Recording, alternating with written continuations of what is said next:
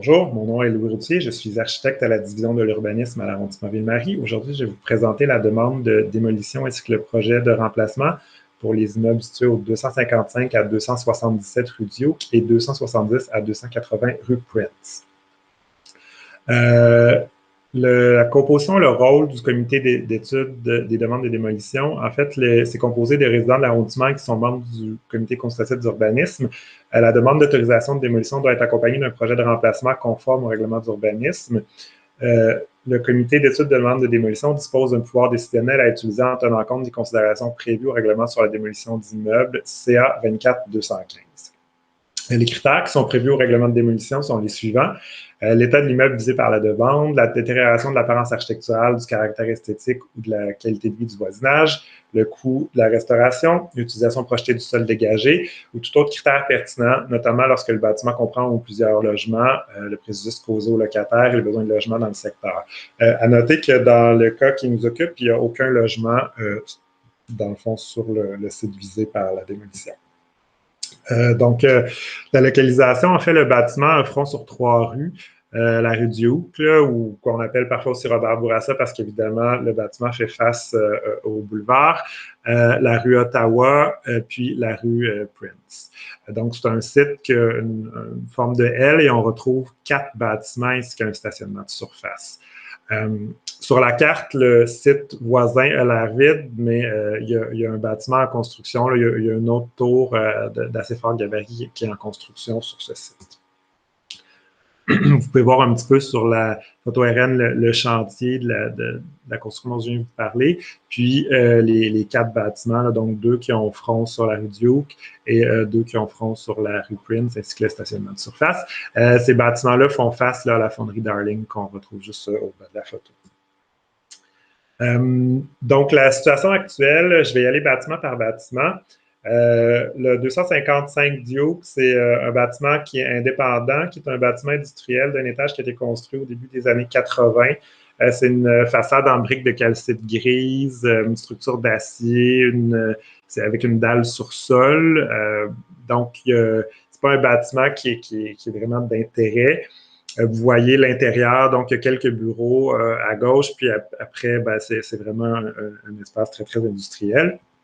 Ensuite, le 277 rue Duke, c'est un bâtiment de 2 étages qui a été construit en 1890 et 1897, mais dont l'enveloppe d'acrylique de style postmoderne date des années 80, ainsi que tous les aménagements intérieurs.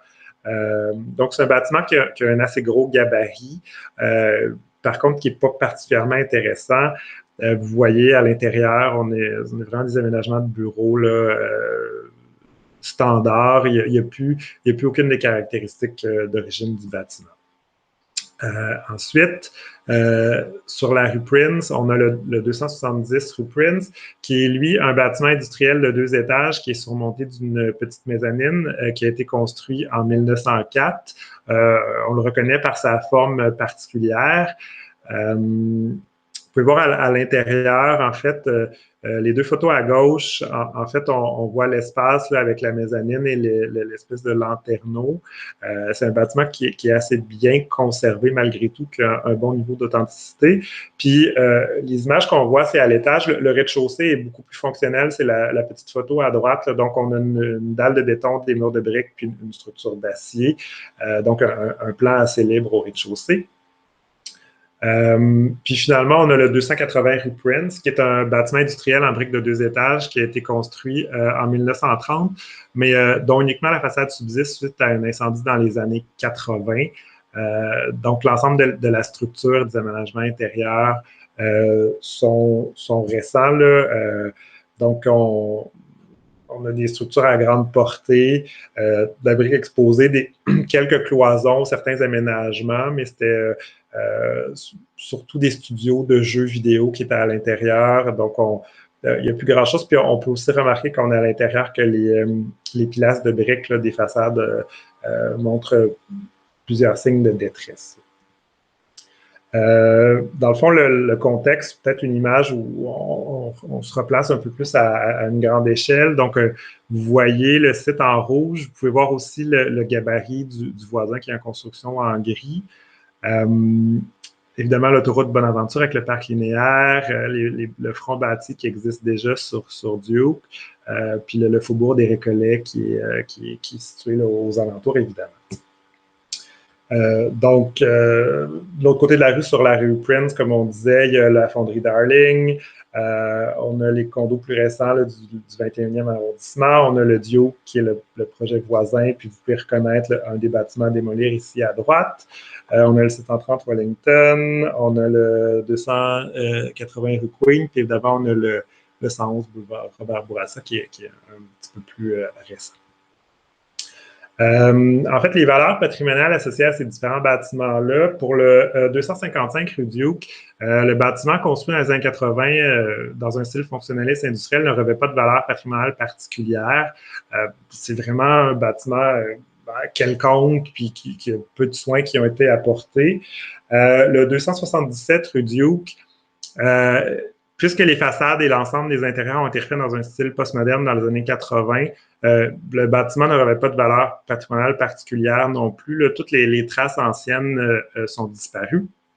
Dans le cas du 270 rue Prince, lui, il y a plusieurs valeurs. Donc, il y a une valeur historique. Il fait partie du complexe de la fonderie Yves et Allen et c'est aussi un témoin de la dernière phase d'urbanisation notoire des faubourgs. Il y a une valeur urbanistique parce qu'il s'agit d'un bâtiment d'accompagnement de la fonderie Darling. Il fait partie du paysage industriel de Griffintown. Puis, il y a une valeur architecturale parce que c'est un bon exemple d'un bâtiment industriel d'échelle réduite où, dans le fond, sa volumétrie, son implantation, son grand lanterneau sont des témoins. Finalement, le 280 rue Prince, il y a une valeur historique parce qu'il est témoin de la dernière phase d'urbanisation notoire des faubourgs. Il y a une valeur urbanistique parce que c'est un bâtiment d'accompagnement de la fonderie Darling, puis il fait partie du paysage industriel de Griffintown. Puis au niveau architectural, sa valeur, c'est que sa façade de briques ornementée est caractéristique du fonctionnalisme industriel du 19e siècle. Évidemment, comme je vous ai dit tout à l'heure, le bâtiment derrière la façade ayant été complètement reconstruit dans les années 80, il n'y a plus de valeur associée à cette partie. Donc, si on fait un peu une synthèse des valeurs patrimoniales associées à l'ensemble du site à l'étude, on a une valeur historique. Dans le fond, les deux façades de briques sur la rue Prince font partie du paysage industriel de Griffintown, qui sont des bâtiments d'accompagnement de la fonderie Darling. Elles illustrent également la dernière phase d'urbanisation notoire des faubourgs. Puis, on a une valeur architecturale, dans le fond, parce que ces deux façades de briques ornementées sont des témoins du fonctionnalisme industriel du 19e siècle. Puis, finalement, pour le 270 rue Prince, c'est un bon témoin de l'architecture industrielle de petit gabarit. Le projet de remplacement qui est proposé sur le site, c'est un bâtiment multifonctionnel qui comprend 288 logements, qui comprend 288 logements, dont 238 de type locatif, puis des espaces à bureaux pour plusieurs organismes CRI. C'est un stationnement, il comporte aussi un stationnement souterrain de 120 unités. C'est un bâtiment contigu de 26 étages. On y intègre une partie du volume du 270 rue Prince, puis la façade du 280 rue Prince. Pour le 270, on parle à peu près d'un tiers de sa profondeur. On reviendra un petit peu plus tard. Le basilaire et l'enveloppe de la tour sont en panneaux préfabriqués en béton blanc. Puis on retrouve du verre et des insertions de bois. Puis évidemment, le projet est conforme au règlement d'urbanisme de l'arrondissement Ville-Marie. Le concept architectural qui sous-tend tout le développement du projet est assez intéressant. Dans le fond, les architectes sont vraiment allés puiser un peu dans la culture amérindienne pour travailler un petit peu l'arbre et le bois. Donc, on a vraiment ça se décline en fait dans deux grands concepts qui est l'écorce et l'aubier. Donc, on peut voir dans l'image complètement à droite que la façade un peu texturée avec les loggias vient en fait représente l'écorce d'un bouleau avec des taches, avec des bouts plus foncés, des bouts plus pâles. On a l'aubier qui va se retrouver derrière, plutôt du côté de la rue Prince. Puis on a le coin d'Ioki et Ottawa qui est sculpté un peu comme quand on sculpte un canot dans un arbre. Donc, c'est un concept assez fort qui est venu encadrer tout le projet de redéveloppement du site. Donc, ici, on a le plan d'implantation. Donc, on voit un petit peu tous les accès autour du site. Puis, en fait, on a un grand bâtiment à aile, on a une cour centrale, puis on a on voit au milieu, là, du côté de la rue Prince, le bâtiment qui est conservé en partie. Dans le fond, on voit ici le plan du sous-sol.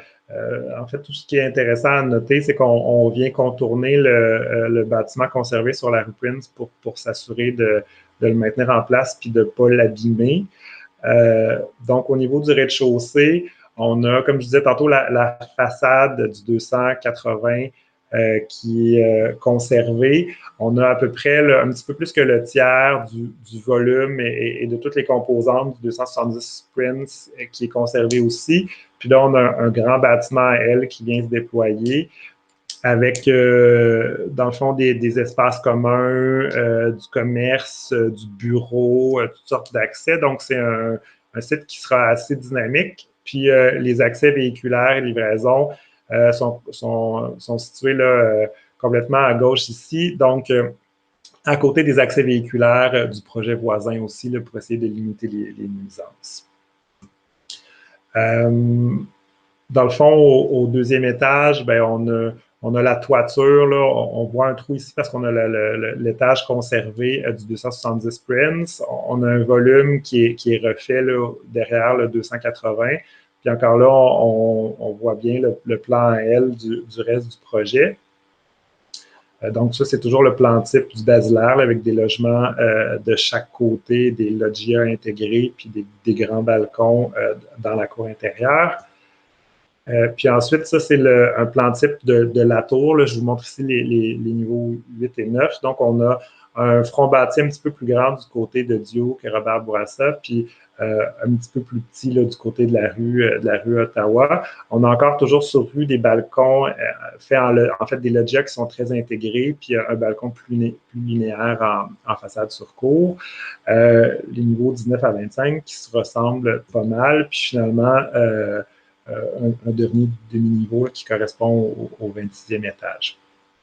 Donc, on voit l'élévation de la rue Duke et Robert Bourassa, là, donc avec on a le basilaire là, vraiment qui reprend le gabarit des immeubles voisins, puis la sur-hauteur derrière avec toute l'espèce d'empreinte du canot sur le coin. Alors, je pense qu'on sent bien aussi le travail de l'écorce du boulot déjà dans les dessins en élévation.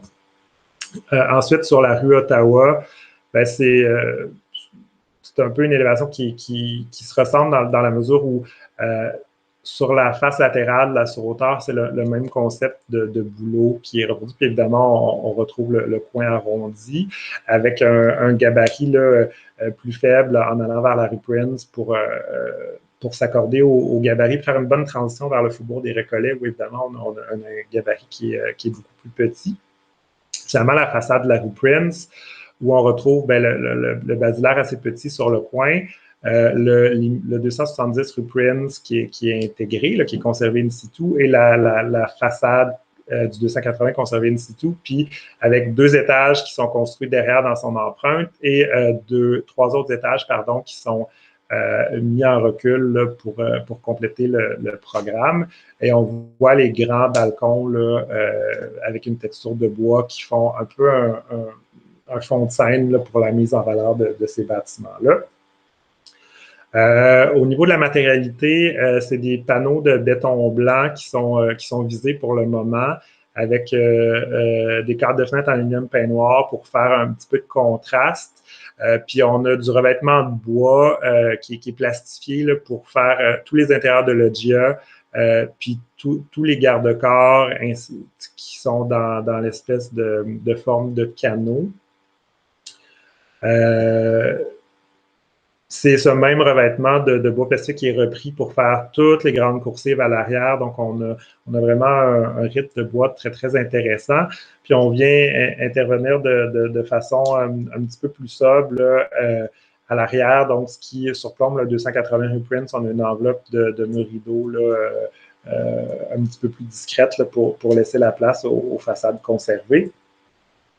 Je vais vous montrer en rafale quelques croquis perspectifs. Donc, à gauche, on est sur le parc Bonaventure. Là. Donc, on voit à gauche le bâtiment voisin, évidemment, qui est pas complété. Puis à droite, le projet dont il est question. Toujours de bonne aventure, mais disons un peu plus vers le sud. Donc, on perçoit bien le projet de remplacement et son intégration au contexte. Maintenant, ici, on est au coin Ottawa et Prince. Donc, on voit aussi le jeu de volume puis les coursives en bois qui apparaissent un petit peu derrière. Puis, maintenant, sur la rue Prince, là, un petit peu plus au nord de ce côté-ci. Donc, vous voyez là, vraiment l'intégration du 270 Prince et de la façade du 280. Donc, je pense que ça donne un résultat là, assez intéressant puis, au niveau urbain. Puis un découpage, là, on garde la trace du parcellaire tel qu'on la retrouvait avant. Au niveau de l'aménagement paysager, dans le fond, il y a plusieurs choses. Là. Il y a une cour qui va être quand même mi-ombragée, mais qui est un peu le point central, puis un point de convergence là, qui aura un caractère semi-public où tous les espaces du rez-de-chaussée seront tournés vers ça. Donc, cette cour-là qui est vraiment au cœur du projet. Qui sera plantée là, avec des arbres qui vont résister aux conditions climatiques d'ombre. Ensuite, on a d'autres zones. On voit un petit peu sur le croquis. Donc, on a la cour, on a le toit du basilaire, on a aussi une toiture verte sur le 280 Prince, puis on a encore de la végétation intégrée en toiture avec la piscine. Donc, il y a vraiment une volonté d'offrir autant aux résidents, là, aux étages supérieurs, qu'aux passants aussi, puis aux usagers du bâtiment dans la cour, des espaces paysagers intéressants avec beaucoup de plantations. Donc, considérant que le projet permet d'assurer la conservation et la mise en valeur d'un bâtiment représentatif des débuts de l'industrialisation du Faubourg des Récollets, ainsi que la façade de bâtiments industriels caractéristiques des années 30, considérant que les deux bâtiments ayant front sur la rue Duke ne comportent pas d'intérêt architectural, considérant que le projet est respectueux des orientations et critères du règlement d'urbanisme pour une sur-hauteur et pour une construction dans l'unité de paysage Faubourg des Récollets, considérant que le projet se démarque en utilisant la nature comme référent à la composition architecturale en rappel avec les origines de la communauté Cri, considérant également que le projet comporte plusieurs toits verts et une cour intérieure ouverte au public, puis finalement, considérant que la volumétrie est adéquate et permet une bonne transition vers la rue Ottawa, la direction de l'aménagement urbain et de la mobilité est d'avis que l'on devrait donner une suite favorable à l'égard de cette demande aux conditions suivantes. Déposer un devis technique des mesures de conservation in situ et de restauration de la façade du 280 Prince, ainsi que la partie préservée du 270 Prince. Lors de la révision des plans déposés pour le permis de construction, s'assurer de la bonne intégration des matériaux et des détails de composition architecturale des volumes adjacents aux 270 et 280 Prince. S'assurer que les accès piétonniers montrés dans les plans à l'étude soient maintenus dans la version finale, particulièrement en regard à ceux en façade des 270 et 280 rue Prince. Et finalement, s'assurer que les fosses de plantation de la cour intérieure soient adaptées, donc suffisamment profondes à la croissance des arbres proposés. Merci.